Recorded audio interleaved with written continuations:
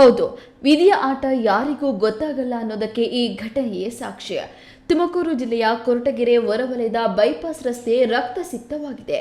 ಮಧುಗಿರಿ ಕಡೆಯಿಂದ ಅತಿ ವೇಗವಾಗಿ ಬರುತ್ತಿದ್ದ ಲಾರಿ ಹಾಗೂ ವಡ್ಡಗೆರೆ ಕಡೆಯಿಂದ ಬರುತ್ತಿದ್ದ ದ್ವಿಚಕ್ರ ವಾಹನದ ನಡುವೆ ಜೋರಾದ ಡಿಕ್ಕಿ ಸಂಭವಿಸಿದೆ.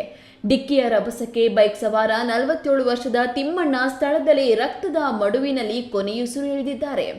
ಇನ್ನು ಅಪಘಾತದ ವೇಳೆ ಬೈಕ್ನ ಹಿಂಬದಿಯಲ್ಲಿ ಕುಳಿತಿದ್ದ ಮಹಿಳೆ ಪವಾಡ ಸದೃಶವಾಗಿ ಪ್ರಾಣಾಪಾಯದಿಂದ ಪಾರಾಗಿದ್ದಾರೆ.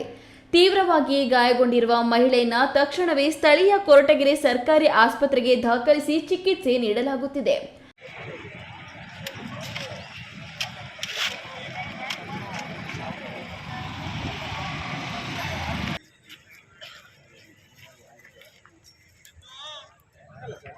ಅದು ಟೂ ವೀಲರ್ ಗಾಡಿ